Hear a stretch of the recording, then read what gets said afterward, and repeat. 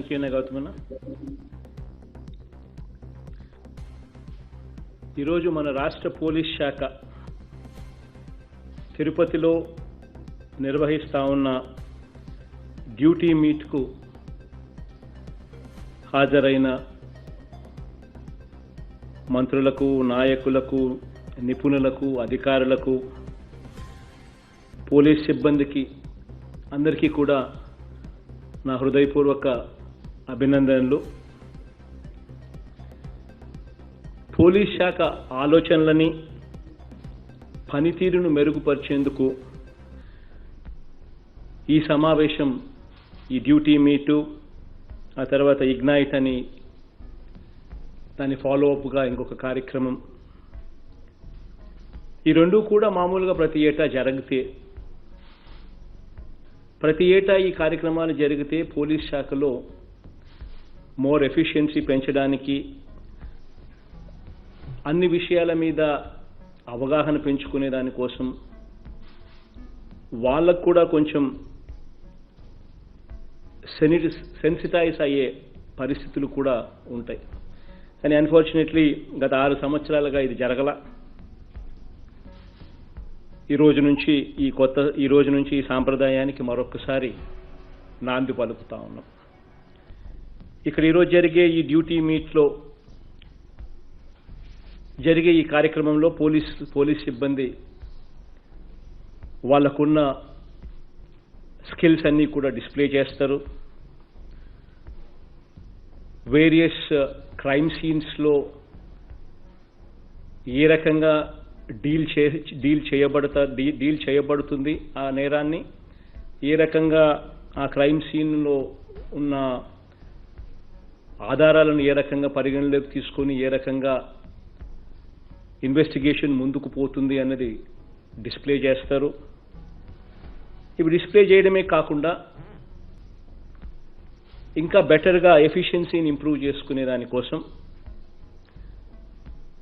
Ignite అనే కార్యక్రమం ద్వారా there will be deliberations, discussions on various topics, cyber crimes మీద, క్రైమ్స్ అగెయిన్స్ట్ ఉమెన్ మీద, యూసేజ్ ఆఫ్ బెటర్ టెక్నాలజీస్ మీద, బెటర్ మెథడాలజీస్ మీద, బెస్ట్ ప్రాక్టీసెస్ మీద, ఇటువంటి అన్నిటి కార్యక్రమాల మీద కూడా డెలిబరేషన్స్, డిస్కషన్స్ కూడా జరుగుతాయి. అందులో భాగంగానే ఎంఓయూస్ విత్ టాప్ టెక్నాలజికల్ ఇన్స్టిట్యూషన్స్తో కూడా ఇంతకుముందు డీజీపీ గారు తమ మాటల్లోనే చెబుతూ ఐఐటితోనూ ఇంకా ఇటువంటి ఇతర ప్రీమియం ఇన్స్టిట్యూట్స్తో పోలీస్ శాఖకు సహాయ సహకారాలు అందించేందుకు టెక్నాలజికల్ అడ్వాన్స్మెంట్స్ మీద ఎంఓయూస్ కూడా ఎంటర్ కూడా కావడం జరిగింది. ఇక్కడ సైబర్ సెక్యూరిటీ, మహిళా రక్షణ, ఈ 2 అంశాల మీదే ఈ ఏడాది ఇగ్నైట్ రోజు నుంచి 7వ తేదీ వరకు మొత్తంగా 4 రోజులు దృష్టి పెట్టబోతా ఉంది. ఇక్కడ నేను ఒక విషయం చెప్పాలి. ఇగ్నైట్ అంటే వాట్ ఈస్ ఇగ్నైట్? ఇగ్నైట్ అంటే రగిల్చడం, ఒక స్ఫూర్తిని రగిల్చడం, దట్ ఈస్ కాల్డ్ ఇగ్నైట్. మరింత మెరుగైన పనితీరు కనపరిచేదానికోసం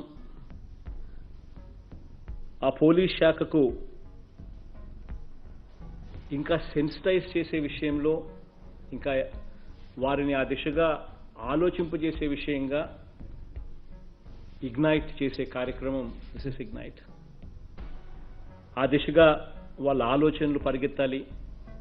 మెరుగైన గవర్నెన్స్ దిశగా ఏ రకంగా ప్రభుత్వం అడుగులు వేస్తూ ఉందో, మెరుగైన పోలీస్ పనితీరు విషయంలో కూడా మనల్ని మనం ఆలోచన ప్రశ్నించుకుంటూ బాగా చేస్తున్నామా, బాగా చేయడం లేదా, ఇంకా మెరుగ్గా చేయాలి అని అంటే ఏం చేయాలి, మన దగ్గరికి వచ్చినప్పుడు ప్రజలు సంతోషంగా ఉన్నారా, మన డిపార్ట్మెంట్కి కానీ మన పోలీస్ స్టేషన్కి వచ్చినప్పుడు ప్రజలు సంతోషంగా ఉన్నారా, వాళ్ళ ముఖంలో చిరునవ్వును మనం చూడగలుగుతున్నామా అనే ధోరణి నుంచి ఆలోచనలను ఎలా మెరుగుపరచాలి అనే ఆలోచనలతో ఇగ్నైట్ అనేది, రగల్చడం అనేది మన మనసుల్లో జరగాల. That is what this word ignite means. ఇందులో భాగంగానే బహుశా ఇప్పుడు గమనించినట్లయితే ఈరోజు క్రైమ్ చేసే వాళ్ళ మనస్తత్వాలు కూడా పూర్తిగా మారిపోయిన పరిస్థితులు కనిపిస్తూ ఉన్నాయి. ఏ సమాజం తీసుకున్నా కూడా, ఏ కాలం చూసుకున్నా కూడా, ఏ మత విశ్వాసాల్ని గమనించినా కూడా రెండు శక్తులు కనిపిస్తాయి. ఒకటేమిటి అనంటే ఎప్పుడూ చెడు చేస్తూ చెడు మీద ఆధారపడి బతికే శక్తులు కొన్ని కనిపిస్తాయి. కాయిన్కు రెండవ సైడు ఆ చెడును అడ్డుకుంటూ మంచిని కాపాడే శక్తులు మరోవైపున కనిపిస్తాయి. గడిచిన 18 నెలల పరిపాలనలో ఒక్కసారి గమనించినట్లయితే నా మొట్టమొదట కలెక్టర్స్, ఎస్పీల కాన్ఫరెన్స్ మంగళగిరిలో పెట్టడం జరిగింది. ఒకసారి ఇదే కలెక్టర్స్ అండ్ ఎస్పీల కాన్ఫరెన్స్లో గత ప్రభుత్వం ఏ రకమైన మెసేజ్, ఏ రకమైన సంకేతాలు ఇచ్చింది, మన ప్రభుత్వం అధికారంలోకి వచ్చిన తర్వాత అటువంటి కలెక్టర్స్, ఎస్పీల ఎస్పీల కాన్ఫరెన్స్లో మనం ఏ రకమైన సంకేతాలు ఇచ్చినాము అని చెప్పి ఒక్కసారి బేరీజు వేసుకుంటే, గతంలో చూస్తే మా వాళ్ళు ఏం చేసినా చూసి చూడనట్టు పోవాలి అని చెప్పి నిర్మోహమాటంగా, ఏమాత్రం కూడా జంకు బొంకు కూడా లేకుండా, ఏం మాటలు మాట్లాడుతూ ఉన్నాము అని కూడా తెలియకుండానే డైరెక్ట్గా ఆదేశాలు ఇచ్చేవాళ్ళు కలెక్టర్స్ కాన్ఫరెన్స్లోను, ఎస్పీల కాన్ఫరెన్స్లోను. అదే కలెక్టర్స్ కాన్ఫరెన్స్లోను, ఎస్పీల కాన్ఫరెన్స్లో మన ప్రభుత్వం ఇచ్చిన ఆదేశాలు ఏమిటి అనంటే, అన్యాయం అన్నది ఎవరు చేసినా కూడా పార్టీలు చూడాల్సిన అవసరం లేదు, రాజకీయాలు చూడాల్సిన అవసరం లేదు, కులాలు చూడాల్సిన అవసరం లేదు, మతాలు చూడాల్సిన అవసరం లేదు. తప్పు ఎవరు చేసినా తప్పు తప్పే. తప్పు మా వాళ్ళు చేసినా కూడా తప్పు తప్పే. అటువంటి తప్పును ఊరికే చూడొద్దండి, వదిలేయొద్దండి అని చెప్పి కూడా సంకేతాలు ఇచ్చాం. న్యాయం, ధర్మం అనేటి రెండు అంశాలను పరిగణలోకి తీసుకొని అడుగులు ముందుకు వేయాలని చెప్పి కూడా ఆదేశాలు ఇచ్చాం. అన్ఫార్చునేట్గా ఈరోజు రాజకీయాలు కూడా ఎలా మారిపోయాయి అని అంటే నిజంగా ఒక్కొక్కసారి బాధ అనిపిస్తుంది. బహుశా ఈ 18 నెలల మన పరిపాలన కూడా వాళ్ళల్లో ఆ భయాన్ని కూడా పుట్టించాయేమో బహుశా మనకు సంబంధించిన ప్రతిపక్షంలో ఉన్న వాళ్లకు. ఈ 18 నెలల కాలంలో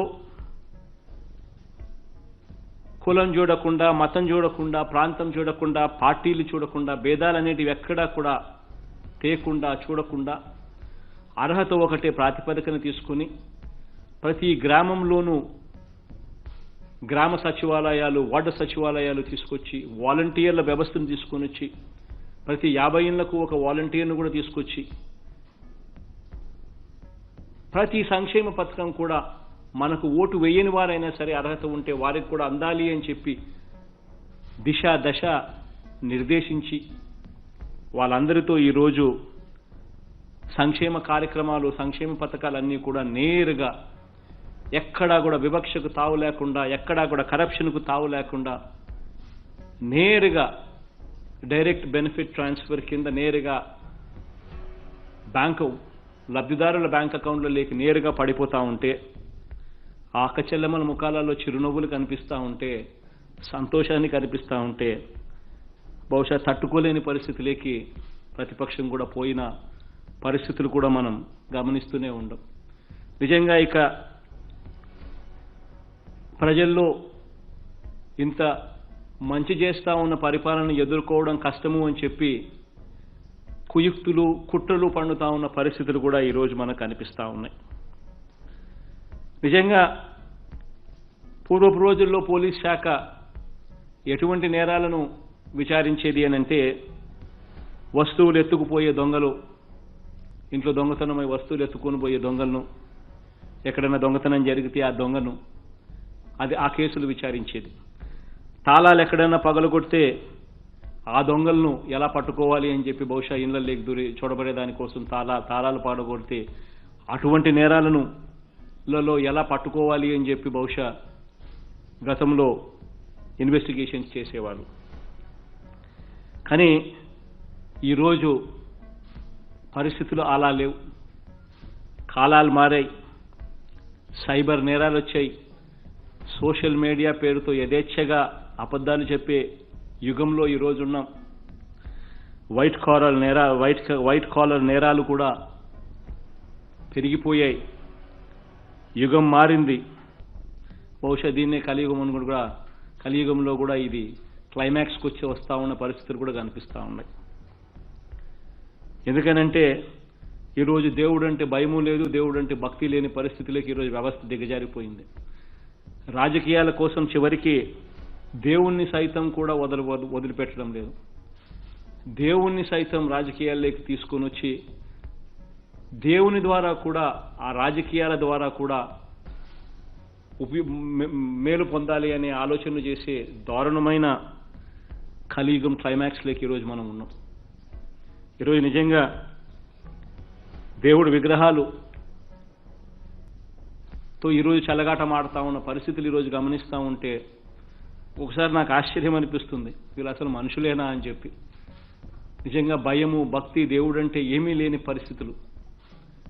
ఇటువంటి నేరాలను కూడా ఎక్కడో మారుమూలన, ఎక్కడో ఒక ఊరిలో, ఒక గ్రామంలో ఎవరు మనుషులు లేనప్పుడు అర్ధరాత్రి పూట ఎవరు మనుషులు లేని టైంలో ఒక చిన్న గుడిలోకి వెళ్ళిపోయి అక్కడ దేవుని విగ్రహాలను విరగొట్టి మరుసటి రోజు సోషల్ మీడియాలోనూ, మరుసటి రోజు ప్రతిపక్షానికి పార్టీకి సంబంధించిన నాయకులు అక్కడికి వెళ్ళి దాన్ని రచ్చ చేయడం, దానికి వాళ్ళకి సంబంధించిన ఎల్లో మీడియా పేపర్లు, ఎల్లో మీడియా టీవీలలో దాన్ని పెద్ద పెద్ద అక్షరాలతో చూపించడం, నిజంగా కులాలను, మతాలను ఈ మాదిరిగా రెచ్చగొట్టే పరిస్థితి చూస్తూ ఉన్నప్పుడు అసలు ఎటువంటి క్రైమ్స్ మీద మనం ఇన్వెస్టిగేషన్ చేయాల్సిన అవసరం వస్తూ ఉంది అన్నది ఒక్కసారి మనమంతా కూడా ఆలోచన చేసుకోవాలి. ఏ రకంగా మనం ఇటువంటి క్రైమ్స్ను కూడా డీల్ చేసే పరిస్థితిలోకి మన మనస్తత్వాలు, మన మైండ్ సెట్లు కూడా మారాలి. మన ఎఫిషియన్సీస్, టెక్నాలజీ కూడా ఆ దిశగా కూడా అడుగులు వేయాలి. నిజంగా దేవుని విగ్రహాలను పగలగొడితే ఎవరికి లాభం? ఆలయాలలో, ప్రార్థనా మందిరాలలో అరాచకాలు చేస్తే ఎవరికి లాభం? ఉద్రేకాలను రెచ్చగొట్టి హింసకు పాల్పడితే ఎవరికి లాభం?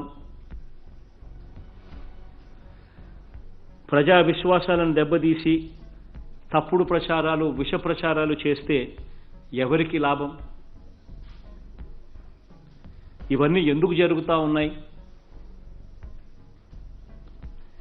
ఎవరిని టార్గెట్ చేసి దుర్మార్గాలన్నీ కూడా చేస్తూ ఉన్నారు? ఇవన్నీ కూడా ప్రజలు కూడా ఆలోచించాలి. ఇవన్నీ జరుగుతూ ఉన్న పరిస్థితిలో కలియుగం క్లైమాక్స్లో ఇవాళ మనం ఉన్నామన్న సంగతి కూడా, ఇటువంటి అన్యాయమైన మనుషుల మధ్యలో మనం ఉన్నామన్న సంగతి కూడా గమనించాల్సిన అవసరం కూడా ప్రజలకు ఉంది.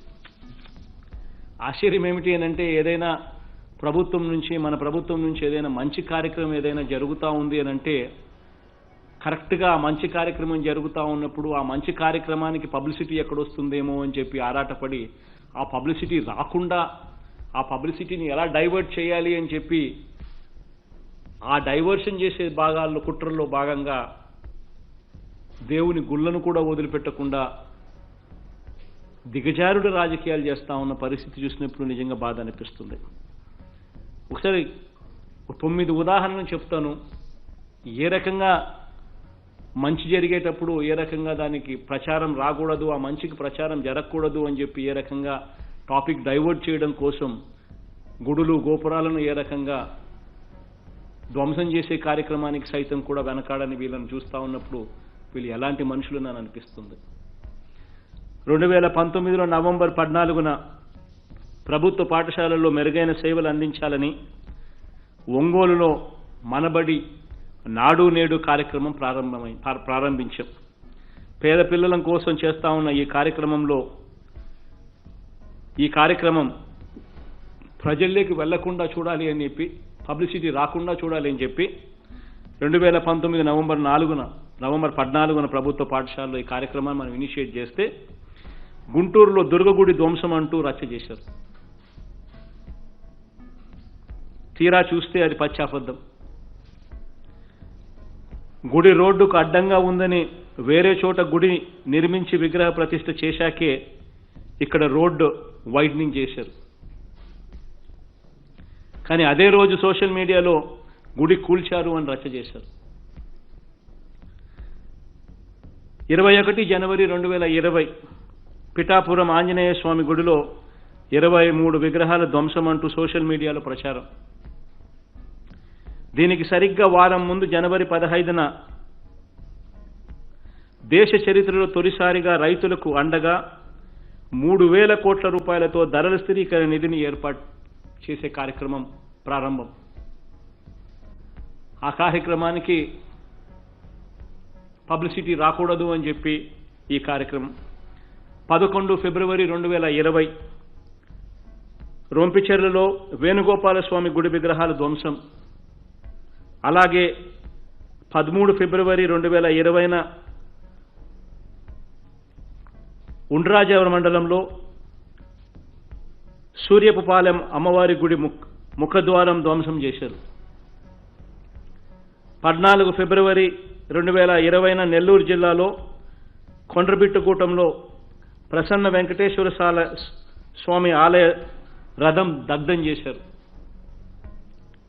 దానికి సరిగ్గా వారం రోజుల ముందు ఫిబ్రవరి 8న ఆడపిల్లల రక్షణకై రాజమండ్రిలో తొలి దిశ పోలీస్ స్టేషన్ ప్రారంభించారు.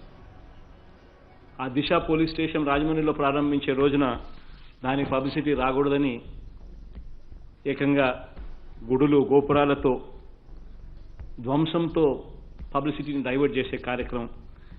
ఏ పనితో మహిళా లోకమంతా కూడా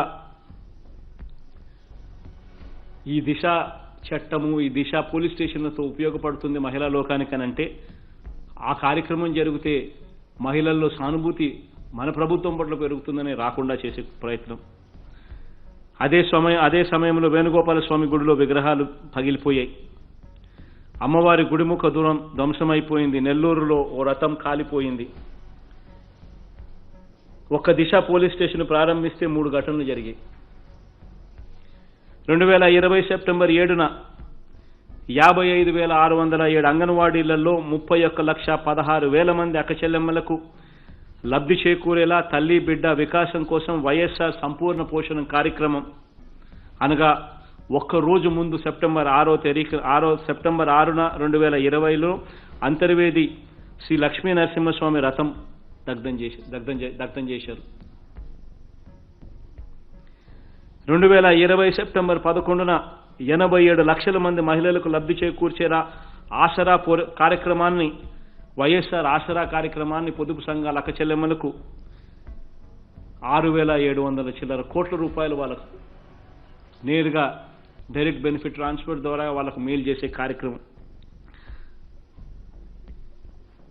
రాష్ట్రంలో ఉన్న పేద మహిళలందరూ కూడా తమ కష్టం తెలిసిన నాయకుడు వచ్చాడు అని చెప్పి ఆనందం వాళ్ళ ముఖాలలో కనిపిస్తూ ఉంది. దానికి కరెక్ట్గా సరిగ్గా 2 రోజులకు 13 సెప్టెంబర్ 2020న విజయవాడలో దుర్గగుడి రథానికి చెందిన వెండి సింహాలు మాయం చేశారు.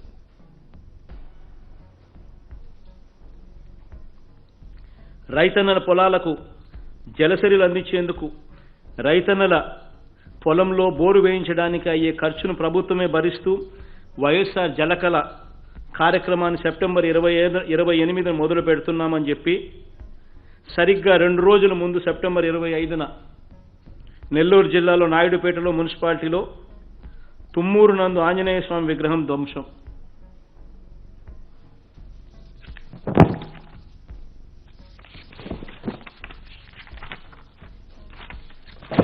అక్టోబర్ 8న విద్యా వ్యవస్థలో విప్లవాత్మక మార్పులు తెస్తూ జగనన్న విద్యా కానుకలను ప్రారంభించి విద్యార్థులకు అండగా ఉన్నామని భరోసా ఇవ్వడానికి మనం సిద్ధమయ్యాం.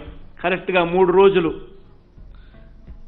కరెక్ట్గా 3 రోజుల నుంచి మొదలైంది ధ్వంసం రచన. అక్టోబర్ 5న 2020 కర్నూలు జిల్లాలో మంత్రాలయం మండలంలో శ్రీలక్ష్మీ నరసింహస్వామి దేవాలయంలో నరసింహస్వామి శేషపడుగుల ధ్వంసం. అక్టోబర్ 16న వెనుకబడిన వర్గాల అయిన బీసీలకు 56 కార్పొరేషన్లు ఏర్పాటు చేస్తూ చారిత్రక నిర్ణయం తీసుకుని వెనుకబడిన వర్గాలకు మంచి చేయించే కార్యక్రమానికి శ్రీకారం చుట్టాం. తార్లపాడు గ్రామంలో వీరభద్రస్వామి దేవస్థాన గోపురం ధ్వంసం అంటూ ఆ తర్వాత రోజే 17 అక్టోబర్ 2020న మీడియాలో ప్రచారం. దేశంలో ఎక్కడా లేని విధంగా, ఎవరూ చేయని విధంగా రాష్ట్రంలో ఉన్న 30 లక్షల మంది పేద అక్క చెల్లెమ్మలకు 30,75,000 ఇళ్ల పట్టాలు అక్క చెల్లెమ్మల పేరుతో ఇస్తా ఉంటే, తిరుపతి ఉత్సవాలలో ఏర్పాటు చేసిన పూర్ణ కుంభం లైటింగ్ను దూరం నుంచి ఫోటో తీసి శిలువ అంటూ ప్రచారం. శిలువ కాకపోయినా విజయం పంచేందుకు అక్కడికి వెళ్ళి జగన్ అక్కడికి వస్తా ఉన్నాడు అని తెలిసి జగన్ వెళ్లే స్థలానికి కరెక్ట్గా 10 కిలోమీటర్ల దూరంలో ఉన్న రామాలయంలో రాముల వారి విగ్రహంపై దాడి. ఇంకా ఇళ్ల పట్టాల పంపిణీ కార్యక్రమాలు ఇంకా గ్రామాలలో జరుగుతూనే ఉన్నాయి. రాజమండ్రిలో సుబ్రహ్మణ్యం స్వామిపై గుడిలో దాడి. ఆశ్చర్యం ఏమిటి అని అంటే, చాలా వరకు గుళ్ళు అసలు ఎండోమెంట్ పరిధిలోకి కూడా రావు. తెలుగుదేశం పార్టీ నాయకులు ఆధ్వర్యంలో ఉన్న గుళ్ళు. ఎక్కడో మారుమూల ప్రదేశాలలో జనసంచారం తక్కువగా ఉన్న ప్రాంతాలలో అర్ధరాత్రి పూట జరిగిన ఘటనలు. అర్ధరాత్రి పూట అందరూ పడుకున్న తర్వాత వెళ్ళి ఒక కార్యక్రమం మారుమూల గుడిలో చేస్తారు. మరుసటి రోజు సోషల్ మీడియాలో దాన్ని పబ్లిసైజ్ చేస్తారు. వాళ్ళకున్న ఎల్లో మీడియా, ఆ ఈనాడు అయితేనేమి, ఆ ఆంధ్రజ్యోతి అయితేనేమి, ఆ TV5 అయితేనేమి, అసలు వీళ్ళు అసలు ఇటువంటి వాళ్ళు మనుషులేనా అనిపిస్తుంది.